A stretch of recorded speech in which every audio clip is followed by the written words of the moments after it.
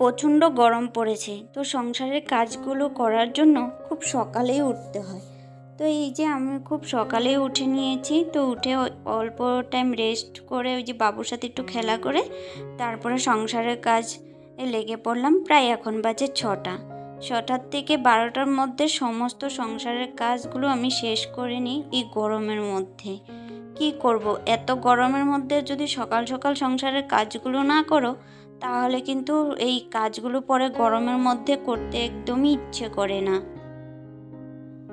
Hello everyone, good morning, welcome to back to my channel Mouni's blog. আশা করি তোমরা খুব ভালো আছো এবং সুস্থ আছো। আমিও মোটামুটি ভালো আছি এবং সুস্থ আছি।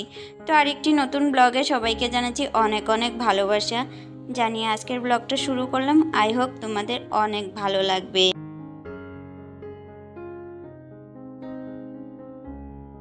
কয়দিন যাবতীয় খুব ভাবছিলাম, যেহেতু বৃষ্টি পড়ছিল আর মাঝে মাঝে যেহেতু বৃষ্টি কমছে তাহলে দিচ্ছে রোদ। এত রোদের মধ্যে এই যে গাছগুলোর অবস্থা কি হয়েছে, ফুল গাছের দেখতেই পারছো, আর ঘাস কিন্তু প্রচুর পরিমাণে হয়ে গেছে। তো এই বাড়ির চারপাশের এই যে ফুল গাছের এরিয়া প্রচণ্ড বড় বড় ঘাস হয়ে গেছে জানো তো। আর এই যে সময়ই পাচ্ছিলাম না সকালবেলা, তো এই যে সংসারের কাজ, এইদিকে যদি আরও ছোট বাবু থাকে তাহলে যে কি হয় দেখো, ওকে নিয়ে আমি কাজ করছিলাম। আর আমাদের বাড়িতে কিন্তু সকালবেলায় কাজের চাপটা একটু বেশি থাকে। তো শাশুড়ি মাও কাজ করছিল, কেননা দেওর যাবে কাজে, তাই রান্না করছিল, আর যা অন্য কাজ করছিল। আর আমার ছেলে টিউশন গিয়েছে, তো সময়ই নাই কারো ওকে ধরার মতো। তাই আর টুকিটাকি করে ওই যতটুকু পেরেছি ততটুকুই পরিষ্কার করে এই যে এখন চলে আসলাম। আর রান্নাঘরের এই যে বাসনপত্রগুলো বের করে নিয়েছি। কালকে জানো তো, এমনি টাইম মাঝে মাঝে আমি রাত্রেবেলা মেজে রাখি পার্লার থেকে এসে, আর সব সময় কিন্তু ইচ্ছেও করে না যে কাজগুলো করে রাখি। তাই আজকে দেখো থালা বাসনগুলো অনেক কটাই হয়ে গেছে, তাই আর কি মেজে নিচ্ছি। তো চলো বন্ধুরা, ভিডিওটা স্কিপ না করে পুরো দেখার অনুরোধ করছি। আর যদি আমার পরিবারে নতুন সদস্য হয়ে থাকো অবশ্যই চ্যানেলটিকে সাবস্ক্রাইব করে আমার পাশে থেকো।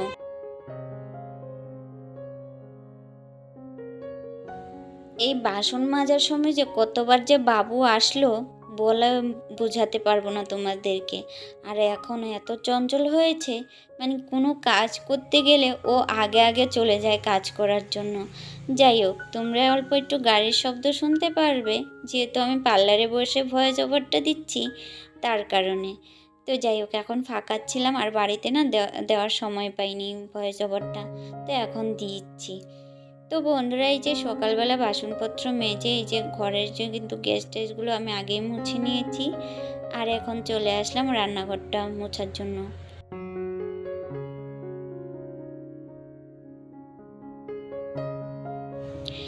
আর এই স্ল্যাবের নিচের গুলাতে কবে যে আমার হাজব্যান্ড লাগিয়ে দিবে ওর অপেক্ষায় আছি জানো তো। ও যেহেতু মানে কি বলো তো, বাড়িতে যদি তোমাদের সব এগুলো কাজ জানে তো তুমি কিছুতেই মানে ঘরের কাজগুলো কমপ্লিট করতে পারবেই না। আজকে করে দিব, কালকে করে দিব, এই করেই আর কি চলে যাচ্ছে জানো তো। মাঝে মাঝে এত রাগ ওঠে, আর ছেলে জানো তো সব কিছু ফেলে দেয়। আর এদিকে দেখো, সকালবেলা যেহেতু বিছনাপত্র গুছিয়ে রেখে গেছিলে, কিছু জামা কাপড় না আমি বিছনাতে রেখে গেছিলাম গুছিয়ে, আর এদিকে এই যে ছেলে সব ফেলে দিয়েছে। মানে কি বলবো, ওর পিছনে আমার কতটা মানে কাজ, যতটুক করব তার থেকে 3 গুণ ওকে ছড়িয়ে ছিটিয়ে দিবে। তো যাই হোক, তাড়াতাড়ি করে যে কাজটা ছেড়ে এখন চান টান করে চলে আসলাম, আর পুজোটাও দিয়ে নিব। এটা শনিবারের ব্লগ তোমাদের সাথে শেয়ার করছি আজকে। শনিবারের ব্লগ আর কি রবিবারে শেয়ার করতে পারিনি, কেননা আমি এডিটই করতে পারিনি, ইচ্ছে করছিল না। তো যাই হোক, এখন চান টান করে এই যে এখন এই যে পুজোটা দিয়ে নিচ্ছি। আবার এই যে এসে ছেলে খাবে, তাই আর কি সকালের জল খাবারটাও বানাতে হবে। তো পুজো দেওয়া কমপ্লিট, এখন আমি খেয়ে নেব একটু জল।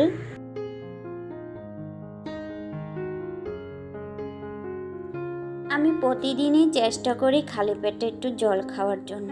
আর এখন বসিয়ে দিলাম একটু চা আমার জন্য, শুধু আমার জন্য। আর তো কেউ চা খাবে না, মানে আর কেউ বলতে তো আমি আর আমার ছেলে, তো ছেলে তো আর চা খাবে না। তো ওকে একটু আম দুধ মুড়ি দিয়ে দিচ্ছি, ও খেয়ে নিবে।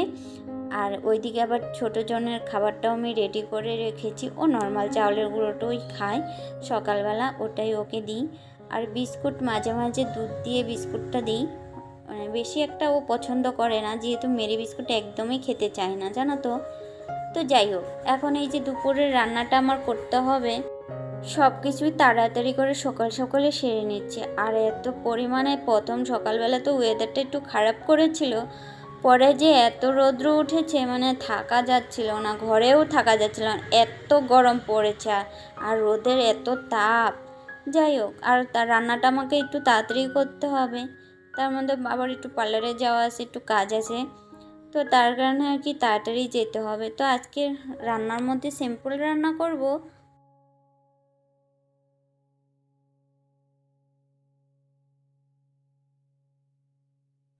একটু আমি মসুর ডাল করব, এটা দেখতেই পাচ্ছ চাল কুমড়া কেটে নিয়েছি।